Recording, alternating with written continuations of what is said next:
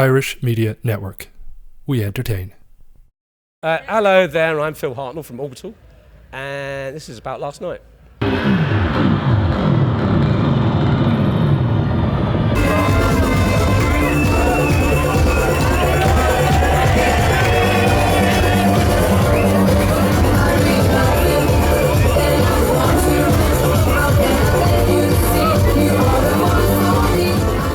I'm here with Nathan Micay, who's playing a sold-out Breeze block tonight, going back-to-back with Peach. It's a brand new venue as well, the newly reopened Ulster Sports Club. Really looking forward to getting a look inside. Thank you very much for joining me, Nathan. No problem.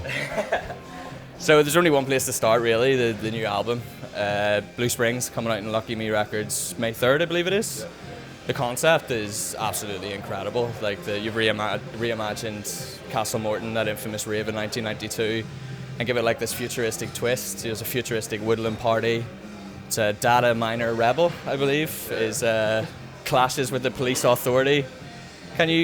What is a data miner rebel, first of all, and what inspired you to, look at the Castle Morton rave and give it that little futuristic twist? Okay, well, I have to sort of give full credit to the data miner thing to Dominic Flanagan from Lucky Me, but yeah, so pretty much I wrote this whole script and story one night, and then he was like, well, we have to turn this into a comic book, and then we did. But pretty much the premise is data mining now with Bitcoin and stuff, people who just mine for data and just trying to break down the code. In the future, it's all there is, and someone's trying to do it in the reverse and bring it back to real world connectivity, I guess. So in this comic book, the idea is that if Castle Morton happened as a result of social media and just the digital realm becoming so integrated into our lives that there is no longer a interpersonal rave, it's all online. And so what happened if that was actually a protest rave against the government and all of this? Because at this point in our little fictional story, it's all become connected. It's there's no difference between the government and social media, and it's just one giant digital sphere. So yeah, we just put it together. The whole thing's obviously kind of an ode to Akira, which we used with the last Lucky Me release, and this time we decided let's make our own world and our own comic, and it's come together really well. What is it about that style of illustration, from the anime Akira? What is it about that style you feel blends so well in with the types of sounds that you produce?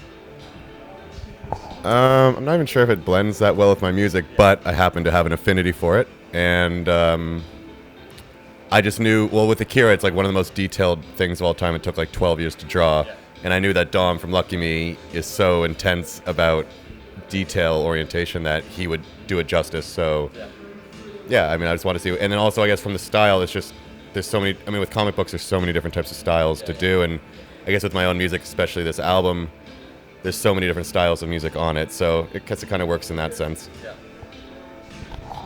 So how is the comic book and album going to work together? Because I know Merlot released Dolos, which was it had a science fiction graphic novel going alongside it, and it was you were meant to play certain tracks at certain pages, and when you did, it was this amazingly vivid audiovisual experience. Is that a similar thing that's going with yours, or is it very much separate from the music? No, it's very similar. So the album, what it'll look like, it's one page for each track. So it sounds like a short comic, but it's actually it's so detailed that it took me a while to actually read through it. And then Matt Dryhurst, if you know him, he's a very known philosophical writer about issues involving crypto and just ideas of consolidation in the digital sphere right now. He's written an essay for it, and then it's going to have a mirror flip, and the other half will be in Japanese. Same story, but just the Japanese brings it into a new context, so that'll be quite cool. So moving on to tonight, it's your first time playing in Belfast, back-to-back with Peach tonight, brand new venue as well. Has anyone that's played here given you any idea of what to expect from the type of crowd here, what the kind of experience is going to be like? Yeah, the promoter. He said it's going to be a rowdy one. Actually, the woman who gave me the best description was, I got held in customs here. I didn't get held. I always have to do customs when I come into the UK. And she asked where I was playing, and I told her this new venue. She's like, oh, the kids are going to be out in force. It's going to be real messy. So, so that's pretty much what I'm expecting. It's going to be fun. Well, I want to thank you very much for joining me, man. Thank you. I'm really looking forward to the back-to-back with Peach later. Right now, we're going to head over to Dublin with Soraya. Thanks a million, Andrew. I'm here with Phil. How you doing, Phil? Very well, thank you. Very nice to be back in Dublin, I must say. Good. We're so happy to have you back. But tonight you're here in Tango. You're solo. You're I'm not solo, You're not with the brother that you make up Orbital. Do you miss him when you're on your own? No. No. Not at all. No, look, so basically, we've got the Orbital thing going where we do play live Orbital and it's an Orbital stuff thing. Yeah.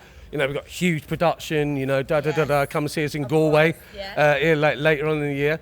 This, I love the DJing thing, which is the whole thing. Me and my brother are very like chalk and cheese. Okay. I love the dancing, I love the grooving, I love getting out. That hasn't gone.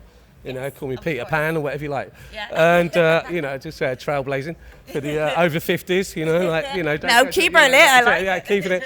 And so when I go out, so I go out DJing, which really keeps me going, looking for fresh tunes that I love to play and do. But obviously I'm Phil Hartnoll from Orbital, and I wouldn't be doing I'm sort of riding off the back of that, to be honest, in a little thing, separate way. And also feel like, you want a splattering of Orbital. Yeah. But this is where Ronan, from Subject, is always, I've been working with him, getting over here, doing my solo DJ gigs over there for the last 5 years, I think it is. And they're great, and I love these guys. And so, but he always asks me when I come over here to do an Orbital classic set. I go, really? Really? I've got this great tune. But actually this time, oh, hello, thank you. Hello, refreshment, it's only water. So this time, and also, interestingly enough, in our career, Orbital, my brother's going, I don't DJ, I don't do it. It's not his thing, it feels a little bit awkward. But Eden out in Ibiza have offered us. That's one of my questions. Oh, we really, so we've offered. I know. And so tonight it's actually because Paul, my brother, wants to play all Orbital, and I'm going, wait a minute, because we don't make up tracks specifically for the dance floor. Orbital doesn't. We just don't. Yeah. My brother even says, in interviews, I don't like dance music anymore. Well, I like folk music. Well, will you stop saying that? Anyway. That's another thing how do you keep the momentum going? Yeah. This is the chalk and cheese that works with us, I think, So, but now he's pulled out his baseball cap round the other way even. And so Eden, he's going, right, okay. And I'm going, Paul, okay, that's fine. But I'm not sure, this is on a dance floor, this is what I've been doing, and I know, and it's like Ibiza. And not every, an Orbital gig, you come in there to see Orbital. Yeah. Phil Hartnoll DJing thing, there's not all the crowd there come because of the Orbital thing.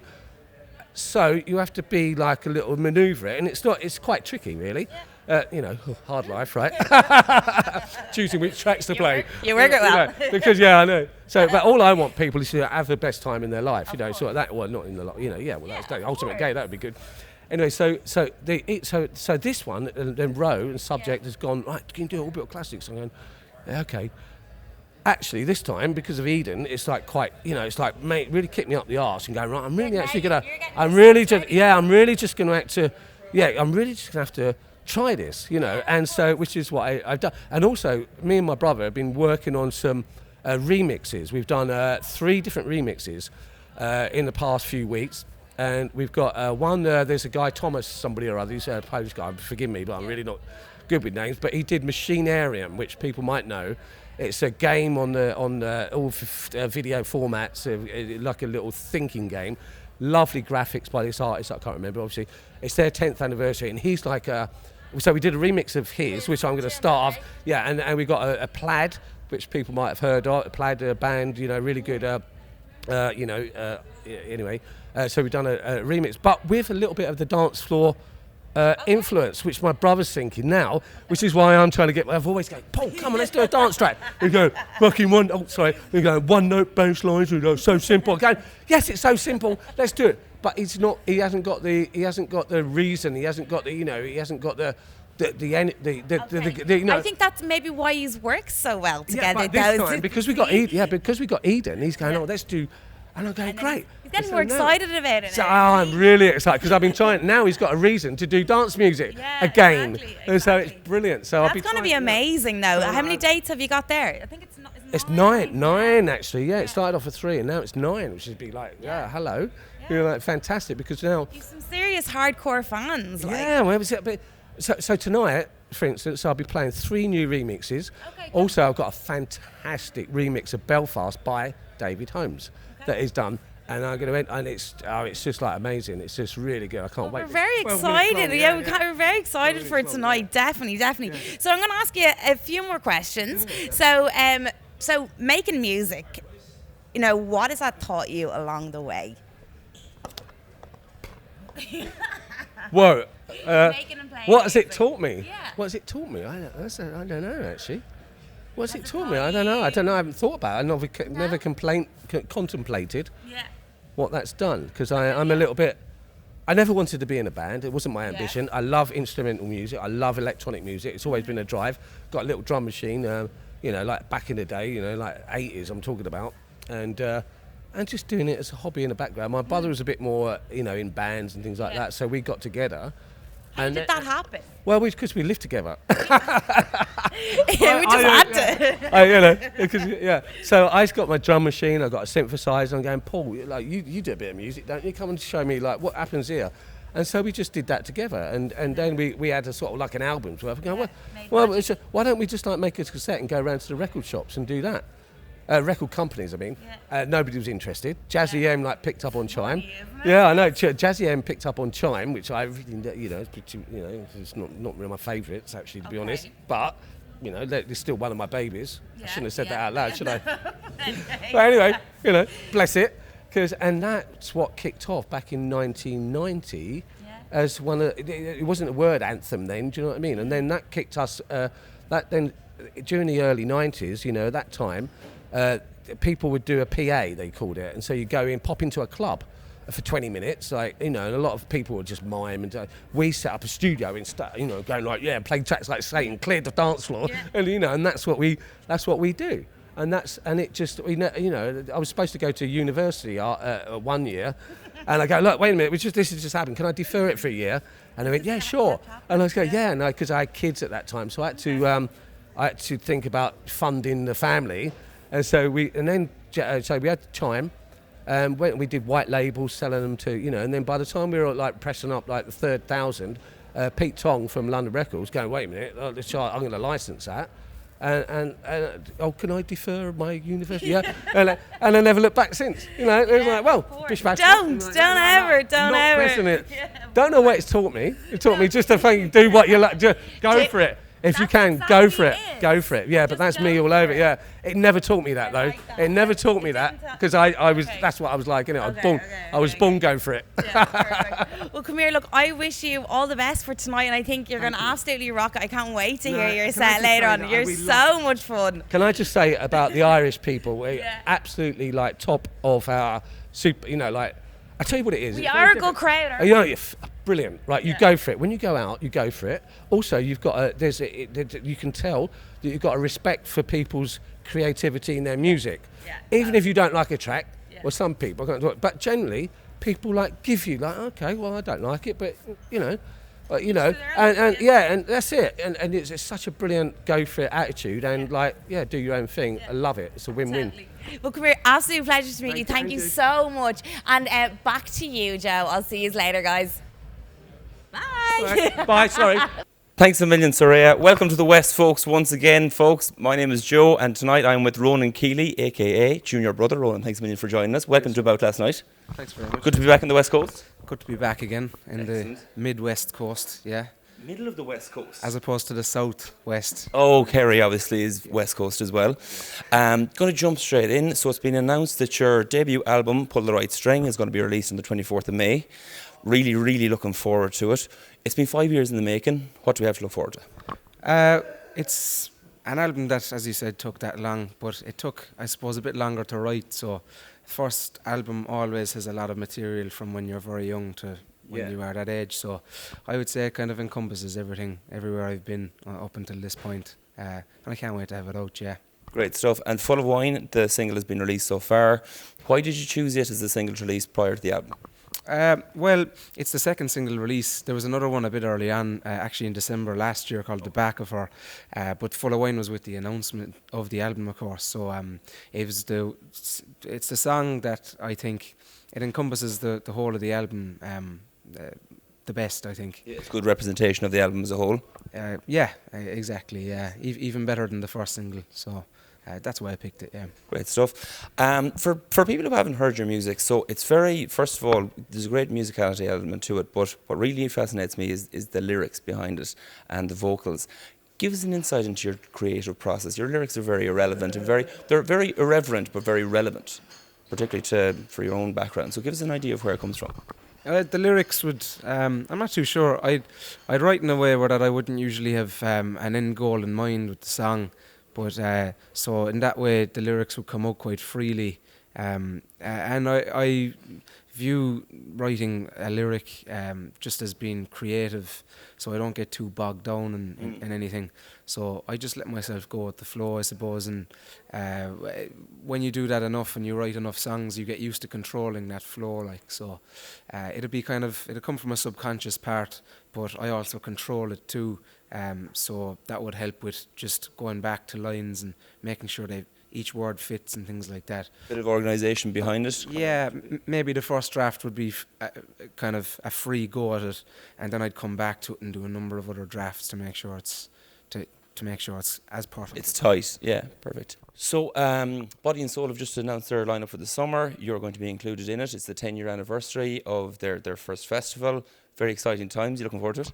Yeah, I was there last year and loved it. Yeah, I thought it was great. I was there for the whole weekend last year, and it was brilliant. Especially the stage I was at, Miles O'Reilly's stage, the Arbutus Yarn stage. Yeah. It's in the middle of it's like a wooded area far away from the other stages. So it was a lovely kind of HQ for the weekend to get away from the madness. So I'm really looking forward to being back there again and playing a slightly... Playing the same stage? No, a different stage. That'll be announced soon, I believe. Can't give us a bit of early info? I don't think so. I'll keep you in suspense there. But I'll be playing, I believe, twice anyway over the weekend. So. Brilliant. Yeah. And that's kind of, I suppose it's indicative of the year that you had last year. You were named one of RT's Rising Stars 2018. You played Whelan's the last 2 years, ones to watch annually. What does 2019 hold for you? Is there any big announcements? Obviously, the first album is a massive kind of stepping stone in anyone's career. Is there anything else we can look forward to for the summer? Well, I suppose the album's being released just at the start of quite a busy festival season for me. Mm-hmm. So there'll be lots of festival gigs around the album release itself, and there's a few announcements yet to be announced as well around the album. So again, nothing you can leak to us. No, it's all suspense here today, folks. But beyond that, kind of when the festival season peters down, I'll be opening for the Proclaimers in their UK tour and also their 3 Irish dates as well. So how did that collaboration come about, rather? Well, they were playing Vicar Street there last December, and they were just looking for somebody to open for them, and Aiken Promotions just offered them me, and they liked it, so I opened for them in Vicar Street, and they just asked me back. So they're very large venues, so they'll be the biggest crowds I've played to so far, so I'm really looking forward to that. Yeah, and congratulations. This mightn't be as big a crowd tonight, but I'm sure it's going to be as electric. The energy is going to be massive, so really looking forward to the gig tonight. Thanks a million for sitting down with us. Thank you, Joe. Cheers. That's it from us on the West Coast in Galway. Back to you, Callyanne, in Dublin.